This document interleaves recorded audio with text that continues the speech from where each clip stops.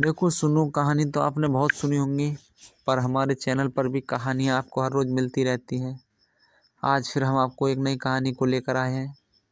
कहानी को ध्यान से सुने, अंत तक सुने, बने रहे हमारे चैनल सत्य और धार्मिक पर। नए हैं तो सब्सक्राइब कर लें, बेल आइकन को ऑल पर सेलेक्ट कर लें। इस कहानी को एक लाइक कर कमेंट में बताइए कहानी आपको कैसी लगी। चलो कहानी को शुरू करते हैं।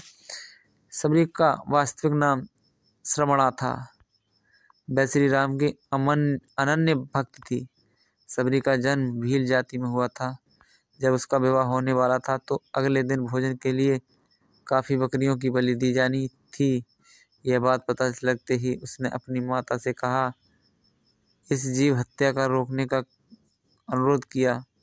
पर उसकी माता ने बताया कि वे भील हैं और यह उनके यहाँ का नियम है कि बारात का स्वागत इसी भोजन से होता है।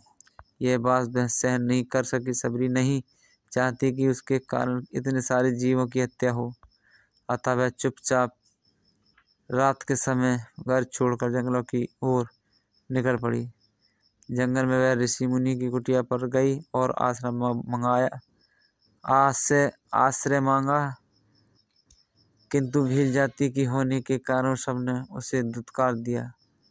आखिर में मतंग ऋषि ने उसे अपने श्राप में रहने के लिए आश्रय दिया। सबरी अपने व्यवहार और कार्य कुशलता से सभी आश्रमवासियों की प्रिय बन गई। मतंग ऋषि ने अपने देह त्याग के समय उसे बताया कि राम एक दिन उसकी कुटिया में आएंगे। वह उनकी प्रतीक्षा करें, वही उसका उद्धार करेंगे। दिन बीतते रहे। सबरी रोज सारे मार्ग और कुटिया की सफाई करती रही और प्रभु राम की प्रतीक्षा करती रही। ऐसा करते करते वह बूढ़ी हो चली, पर प्रतीक्षा करना नहीं छोड़ी, क्योंकि गुरु के वचन जो थे। सबरी ने सारा जीवन श्री राम की प्रतीक्षा की। अंत में सबरी की प्रतीक्षा खत्म हुई और भगवान श्री राम अपने छोटे भाई लक्ष्मण के साथ माता सीता के साथ खोज करते हुए मतंग ऋषि के आश्रम जा पहुँचे।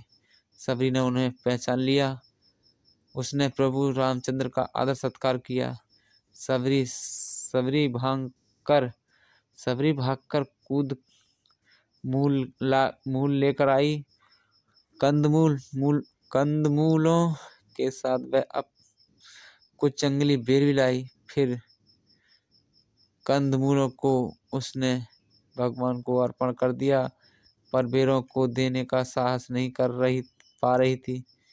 कहीं बेर खट्टे और खराब तो नहीं न निकले, इस बात का उसे भय था। उसने बेर को चखना आरंभ किया।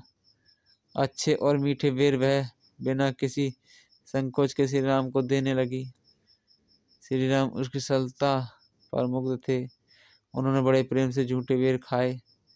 सबरी के झूठे बेर को खाते देख लक्ष्मण को बहुत आश्चर्य हुआ, परंतु श्री राम सबरी की भांति सरलता पर पूर्ण रूप से मुग्ध थे।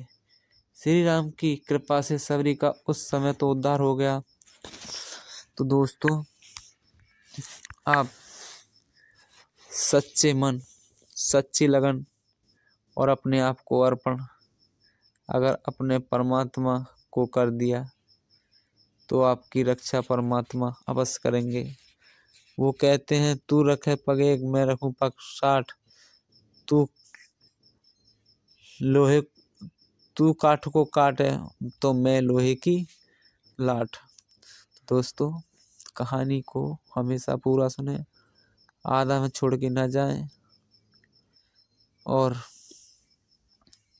हमारे चैनल पर बने रहें।